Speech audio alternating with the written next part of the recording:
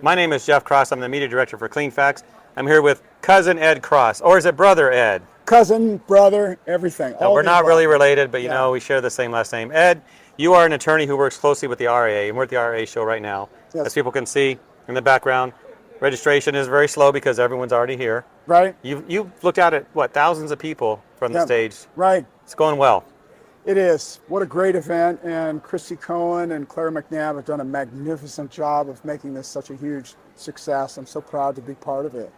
I am too, as a media sponsor. And Ed, besides talking about how great the show is, let's talk about the content of the show. I know you did a boot camp. I did. And I was in there for part of it. I'm out taking pictures and talking to people. Otherwise, I confess I wasn't there the whole time. That's all right. But it was good. I was there for the first couple hours. Thank you. Fantastic. You said something in that boot camp I want to quote you on. Okay. You ready? You're a lawyer. You don't care. Yeah, right. We'll see. So you said something like, and I'm going to paraphrase, there are a lot of challenges, problems with documentation in the restoration industry. What are some of those challenges that your boot camp addressed that you're proud of? Yeah. So when we get a file in when we're trying to collect money for a restoration contractor, we want to make sure that the file tells the story of what happened on a project. And the file needs to be complete enough so that a third party who has no familiarity with the background of the project, has no access to interview the eyewitnesses, can just look at the file and recreate the key events that happened on that project. And I call it the 5 W's, the who, what, where, when, and why. What did you do? Who did it? Where did they do it? When did they do it? And why did they do it? Because often, big shocker, adjusters will say, you didn't need to do that. That was unnecessary. Let's lay out the evidence as to why it's necessary and take a lot of photos. All right. One of the slides, Ed, said something about, I think it was a question, have we ceded too much power to the insurance industry? Now that means we gave it up. We gave something up. Talk about that a little bit.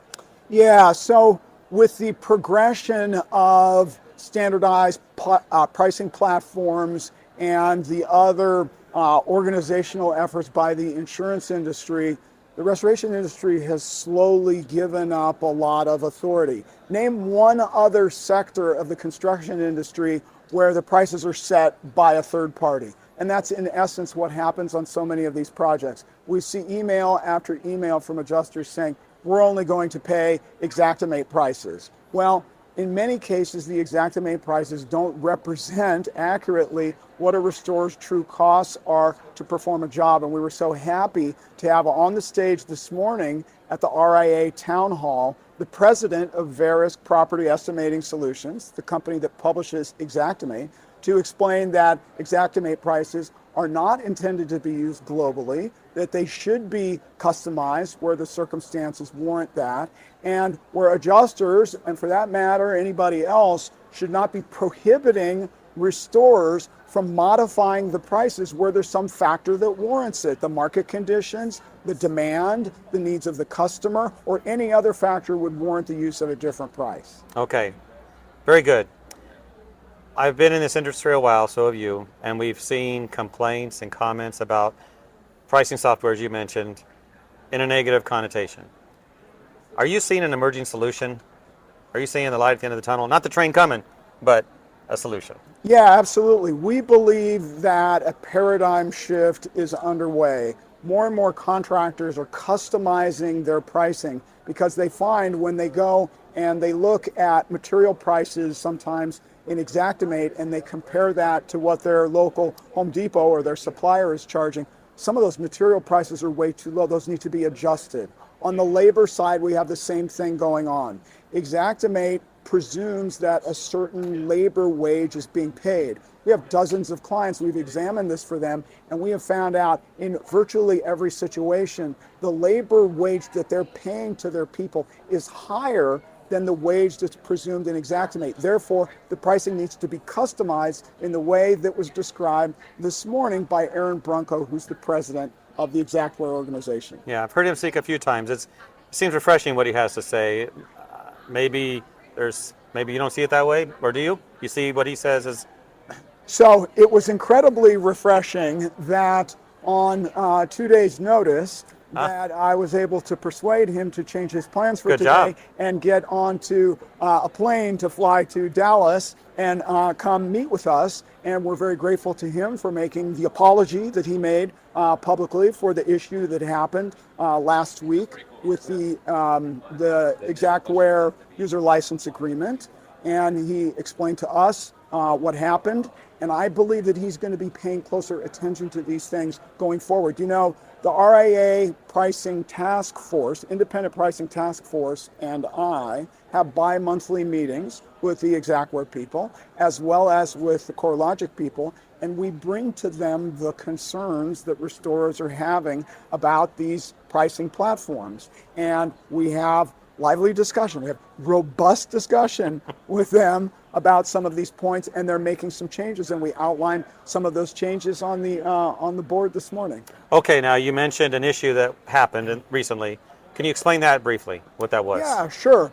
So the leveling factor that we had in the Xactimate user license agreement was a provision that explained that it's the responsibility of an Xactimate user to ensure that the prices they're using in their estimate reflect the actual market values, and that in some instances the market value may be higher or may be lower than the Xactimate price, that they do not guarantee the accuracy of their pricing, and that no one should prohibit someone else from deviating from the prices that are on the Xactimate price list. Well, last Friday, I went online and I was going to research a line that was in there, and all that stuff was gone. It had been deleted. And I made some phone calls to the RIA leadership. We got the AGA pricing task force involved. And the next day, on Saturday evening, I had a telephone conversation with Aaron Brunko, the president of that organization, explained to him the problem. We had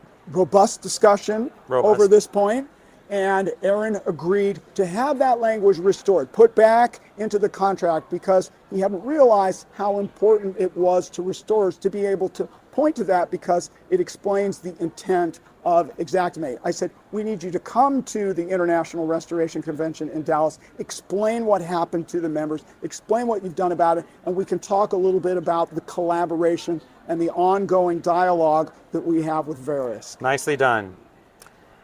Ed, you're known as the restoration lawyer. Did you pick that name? Pete Consigli is responsible for Consigli. that. The same guy who named my partner, Angela Bayrumai, the collections czarina. Pete Consigli, that's another story. We'll talk about. Yeah, right. So you're the restoration lawyer, whoever gave you the name or not, and that's what you are. Everyone recognizes that. They see you at trade shows. They see you presenting, having events. You do restoration cross-check as your program you're offering the industry. Some might wonder, what does Ed do in litigation in the courtroom? What are some common issues you deal with as an attorney?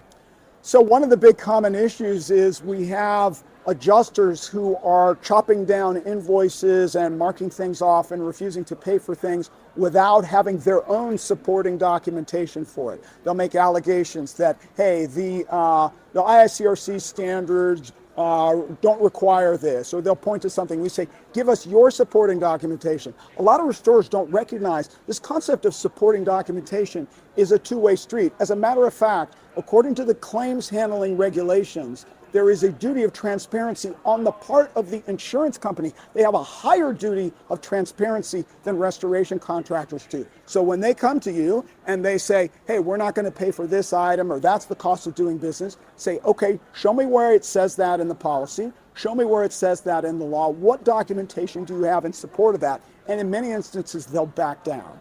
Last question. If you were king of restoration, what would you do? What would be the first thing you would do? I would make sure that every restoration contractor customizes their prices to match and address their actual costs for labor and what they're really paying for materials, and help the adjusters of the world understand that restorers are supposed to customize their prices, and that Xactimate was not intended to be the 10 Commandments. Vote for Ed. All right, Ed. Thanks for your time.